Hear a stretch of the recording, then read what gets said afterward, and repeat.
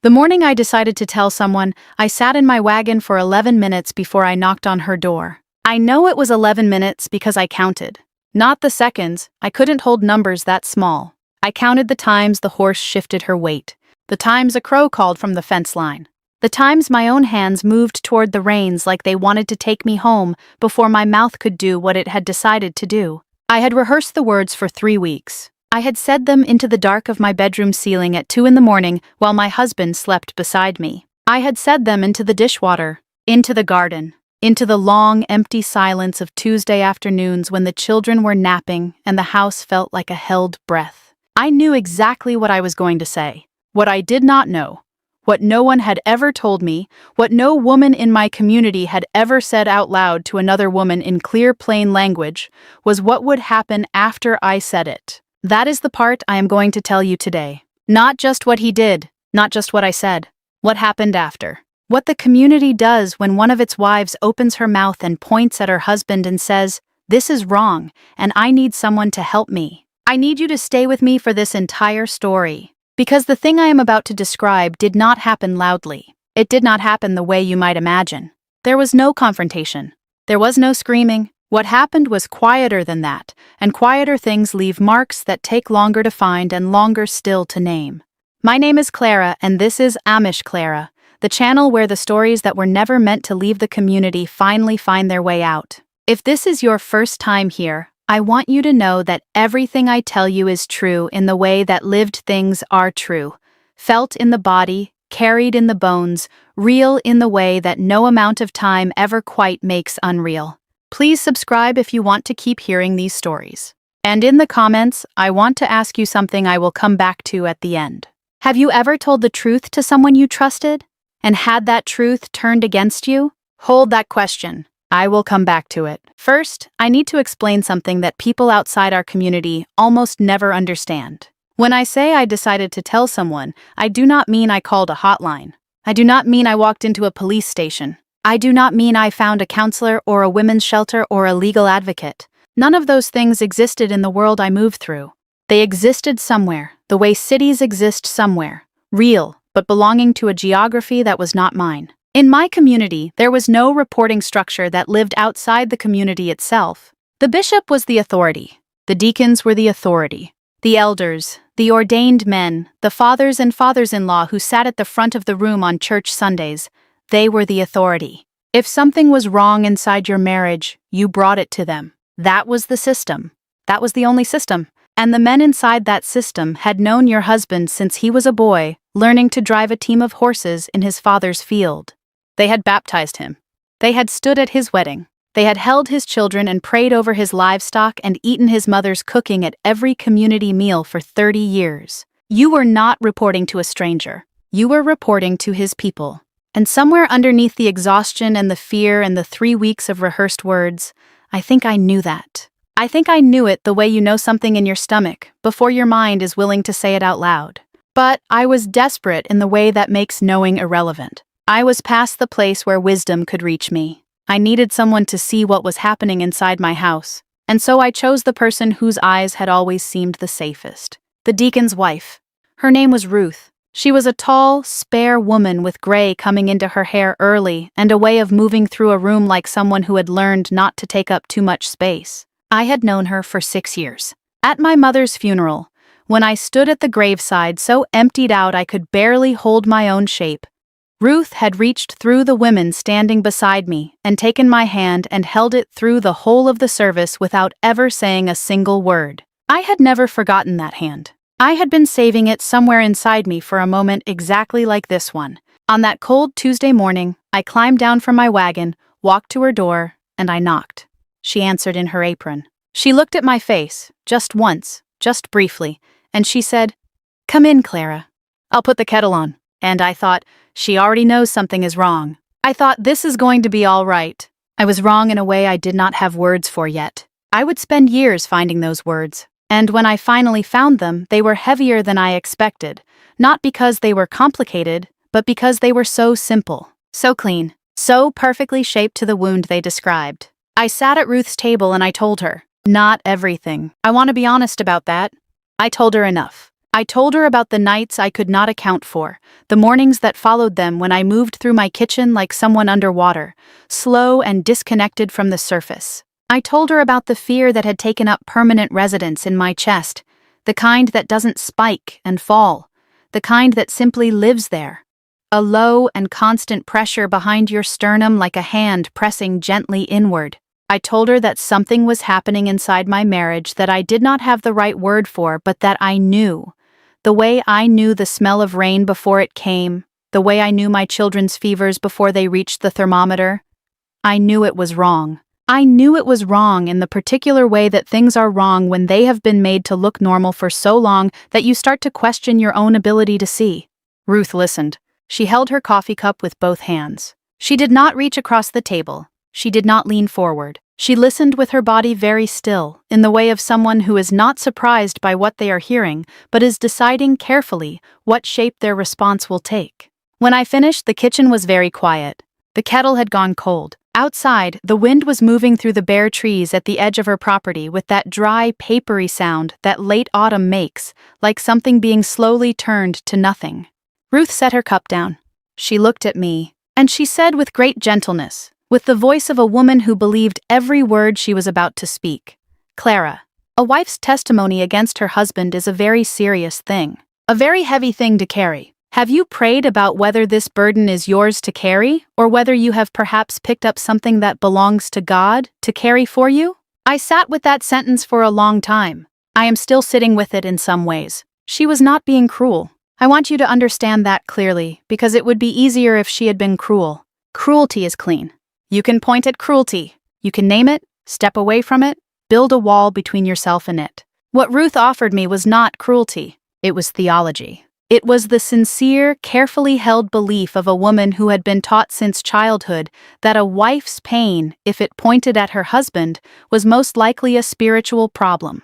A failure of patience, of submission, of trust in God's design for the order of a household. She believed she was helping me. She believed she was redirecting me toward healing. She believed that. And it destroyed something in me anyway. I drove home with the horse moving slow beneath gray sky, and I remember thinking with great clarity, I have just made everything worse. I did not know yet how much worse. I did not know yet that Ruth, with her kind eyes and her theological gentleness, would tell her husband what I had said before supper that same evening. I did not know that her husband would feel it was his duty to speak to the deacon. I did not know that the deacon would feel it was his duty to speak to the bishop. I did not know that my husband would know what I had done before I sat down to make the children's breakfast the following morning. I did not know any of that yet. What I knew was the particular coldness of a November afternoon in Ohio, and the sound of my horse's hooves on the gravel, and the feeling of a door closing behind me that I had not realized, until just now, I had been counting on. He knew by morning. I understood it before a single word was spoken. There is a kind of knowing that lives in the body before it reaches the mind, animal, pre-verbal, ancient. When I came downstairs and found my husband already at the table, already eating, already positioned in that particular stillness of his, the stillness that was never rest, always waiting, I felt it move through me like cold water finding its level. He looked up from his plate. He looked at me for exactly as long as it took to communicate everything and nothing at once. Then he looked back down, and he said very quietly, without any heat in his voice at all, "I heard you had coffee with Ruth yesterday." That was it. That was the whole sentence. He never raised his voice. He never accused me directly. He never named what I had done. He simply let me know that he knew, the way a man in my community communicates the things that matter most, not with words, but with the precise absence of words around the thing that cannot be said. I stood at the kitchen counter and I made myself move. I lifted the coffee pot. I poured. I set a cup in front of him. My hands did not shake. I was very proud of my hands that morning. It was the only thing I had. 48 hours later, the bishop came. He did not come angry.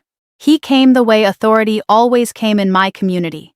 Steady, unhurried, carrying the particular gravity of a man who had never needed to raise his voice because the entire structure of the world around him raised it for him. He sat at my kitchen table, where Ruth had sat 2 days before. He accepted coffee. He looked around my kitchen with the slow, assessing look of a man taking inventory. And then he asked me about my spiritual life. He asked about my prayer. He asked whether I had been struggling with contentment, with peace, with the particular challenge of submitting my will to God's design for a wife's role. He asked all of this in the gentlest possible voice. He never once, not once, asked me what my husband had done. He never said my husband's name in connection with any wrongdoing. He spoke to me as though I were a field that had developed a problem with its soil, and he had come to evaluate the quality of my tending. I answered carefully. I had already learned, in 48 hours, what the rules of this conversation were. And when he stood to leave, he took my hand briefly, and he said, "Clara, a wife who brings her troubles outside her home invites the whole community to stand inside her marriage. And a marriage with that many eyes on it is very difficult to heal. Do you understand what I am saying to you?" I said yes. I understood exactly. The message was not subtle. The message was, you made a problem by speaking. The way to unmake it is to stop speaking. The problem was not what happened inside my house. The problem was that I had let it outside. That evening, my mother arrived. She came in through the back door the way she always did, with a covered dish and without knocking. She set the dish on my counter, and she stood with her back to me for a moment, the way she always stood when she was ordering her words. Then she turned, and I saw her face. My mother's face, which I had been reading since before I had language for faces. I knew every variation of it. I knew her proud face and her worried face and her tired face, and the particular face she made when she was about to say something that was going to cost her something. She was wearing that last face now. She said, "Clara, you have to take it back." I want to tell you about my mother's hands in that moment. She was gripping the edge of my kitchen counter with both of them. Knuckle pale, the way a person grips something when they are trying not to fall. My mother, who had always seemed immovable to me, solid, certain, anchored into the earth of our community the way old trees are anchored, looked in that moment terrified. Not of me, for me. And there is a difference. She was not angry. She was frightened in the way of a woman who understood exactly what was coming, and did not know how to stop it, and had decided that the only option left was to convince me to stop it myself. She said, "They are talking, Clara. It has already gone further than Ruth. You have to go to the bishop. You have to tell him you spoke out of exhaustion and confusion, and that you are at peace in your home. You have to say it clearly, and you have to say it soon, before this becomes something that cannot be walked back." I looked at my mother. I thought about all the mornings of my childhood. Her hands braiding my hair in the gray early light, her voice reading scripture at the table, the way she smelled like bread and wood smoke, and something underneath that I had never been able to name and now understood was endurance. I thought about the question I had never allowed myself to ask her directly. Had this also happened to her? Had she also, in some long-ago kitchen, said something to someone? Had she also been visited? Had she also been told to take it back? I did not ask. She would not have answered. And we both knew it. I said, "Mama, what he did?" She said, "I know."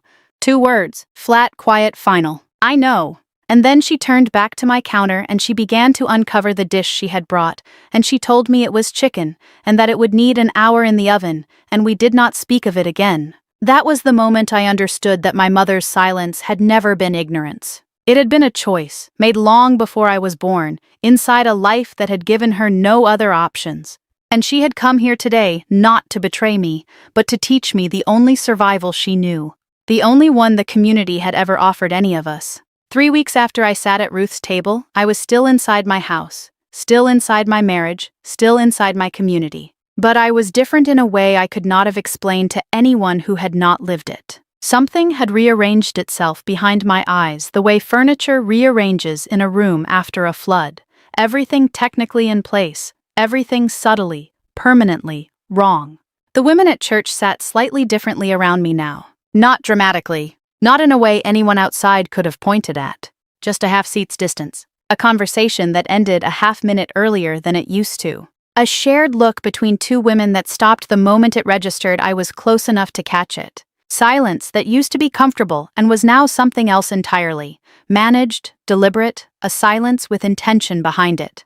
My children were not punished. I want to make that clear, but they were watched. And a child who is watched is a child who feels themselves watched. My oldest began coming home from school quieter than usual. She stopped asking me questions about the other children the way she used to. She had learned already, at 7 years old, how to read the temperature of a room. I watched her learning it and I felt something break in me that I have never been fully able to repair. It was during this time, in the stripped-down quiet of a late November field, that I met the woman who changed the direction of everything. Her name was not important. She was somewhere past 60, with the kind of face that had stopped apologizing for itself a long time ago. Weathered, deliberate, belonging entirely to itself. She was walking the edge of a field that bordered the road I was taking home, and she slowed when she saw me, and she said nothing for a moment. Just looked at me with the look of a woman who recognizes something. Then she said, "You're the one who spoke." It was not a question. I said nothing. She came to the fence and she leaned on it and she looked out at the field instead of at me, and she said, "I did what you did 20 years ago. I want you to know what it cost me, so you can decide what you are going to do with what it costs you." And she told me, without softening it, without the theological gentleness of Ruth or the frightened love of my mother. She told me flat and clean and straight, the way a doctor reads a result. Her husband had been spoken to once, a single private conversation with the bishop that lasted under an hour, the content of which she was never told. 2 years later, her husband was given a position of respect among the ordained. She watched him receive it from the same bench where she sat every Sunday, in the half seat of managed distance, with the silence that had intention behind it. She never spoke again, not because she had given up, because she had done the mathematics, the precise, brutal mathematics of a woman calculating what she could survive and what she could not, and the numbers had never changed. She had 4 children, no money, no language for what was happening that anyone outside her world would have recognized. The wall had closed around her so completely that she had stopped being able to see its edges. "I am not telling you this to frighten you," she said. "I am telling you so that when you make your choice, you make it with your eyes open. I made mine with my eyes closed, and I have spent 20 years learning what I agreed to without knowing I was agreeing to it." She pushed off the fence. She looked at me directly once. She said, "The community does not protect you when you speak. The community protects itself. It always has. It always will. What you carry inside your house is yours to carry or yours to put down. But putting it down by speaking here, inside these fences, that is not putting it down. That is only showing it to people who will use it to build a higher fence around you." Then she walked back into her field. And I stood on the road with the cold coming in fast from the west, and I stayed there for a long time, holding what she had given me, understanding for the first time with absolute clarity what I was standing inside of and what it would cost me to stay and what it would cost me to go. I left, not that day. It took more time than I want to admit, because the truth is that knowing a thing and being able to act on it are 2 entirely different countries, and the distance between them is not crossed in an afternoon. But I left. I carried my children, and I carried nothing else that mattered, and I walked out of a world that had taught me since birth that walking out was the worst thing a woman could do. Worse than enduring, worse than silence, worse than any of the things I had endured and survived inside it. In the world outside, I found language. It came slowly, offered to me by a therapist who understood that too much language too fast is its own kind of violence. She gave me words the way you hand someone a candle in a very dark room, carefully, one at a time, watching to see what they illuminate before offering the next one. Institutional betrayal, when the system or community a person depends on for safety responds to harm in ways that compound the harm. When you report, and the report itself becomes evidence of your problem rather than his. DARVO, deny, attack, reverse victim, and offender.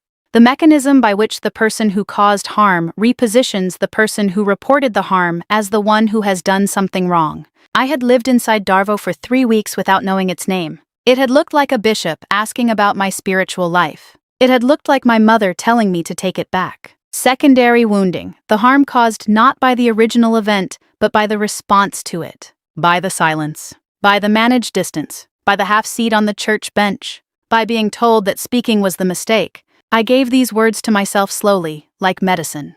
And I want to give them to you now, whoever you are, wherever you are, inside fences or outside them, in a plain dress or not. Because words are the thing they cannot take from you. They tried. They do try. They build whole systems around the project of making sure you never find the right ones. but the words exist. They have always existed. And once you have them, once they have landed in your body, and you understand that what happened to you has a name, not just a feeling, not just a private shame, not just a failure of your faith or your patience or your submission, but a name, a recognized, documented, studied name that other people have given to the same thing that was done to them. Something shifts. Something permanent and cellular, and theirs to build a higher fence around shifts and will not shift back. I think about Ruth sometimes. I think about the deacon's wife with her coffee cup and her theological gentleness and the words she believed with her whole heart. I think about my mother's knuckle-white hands on my kitchen counter. I think about the bishop and his quiet inventory of my kitchen and his careful, practiced question about my spiritual condition. I think about the woman in the field who told me the truth without softening it, who gave me the mathematics I needed even when the numbers were terrible. I do not hate any of them. The system is not its people. Its people are also its casualties. Women who once spoke and were told to take it back. Men who were handed a script for being a husband and an elder and followed it because the script was all they'd ever been given. But I hold this clearly, and I will not soften it for the sake of comfort. What was done to me when I spoke was wrong. Not complicated. Not theologically debatable. Wrong. I went to someone for help. I was handed back to the person I needed help from. The reporting became my crime, and his leverage, and the community's opportunity to tighten the structure that was already tightening around me. That is not God's design for marriage. That is not tradition. That is not faith. That is a system protecting itself at the expense of the most vulnerable person inside it. It has a name. It has been studied. It happens everywhere systems are closed and accountability lives only inside the same walls as the harm. If you have ever told the truth to someone you trusted and had that truth turned against you, I see you. If you have ever been made into the problem for naming the problem, I see you. If you have ever been handed back to the person you were trying to get away from by the very person you ran to, I see you. You were not wrong to speak. You were not weak. You were not lacking in faith or patience or the right kind of submission. You were betrayed by a system that was built to betray you, and then handed the blame for the betrayal and told to call that justice. It was not justice. And your voice, the one they spent years building a fence around, your voice was never the problem. It was always the most dangerous thing you had. That is exactly why they worked so hard to silence it. And you are still here, still speaking, still finding the words. So am I. If this story reached something inside you, I want to hear from you in the comments. Tell me what stayed with you. Tell me if you have ever been made into the problem for telling the truth. And if you want to keep hearing the stories that were never supposed to leave, the ones from behind the prayer cap, from inside the farmhouse, from the long silences that everyone agreed not to name, subscribe to Amish Clara. There is so much more I still need to say. Until next time, remember this. The truth you spoke was not the mistake. The system that punished you for speaking, that was the mistake. And it was never, not for a single moment, yours to carry alone.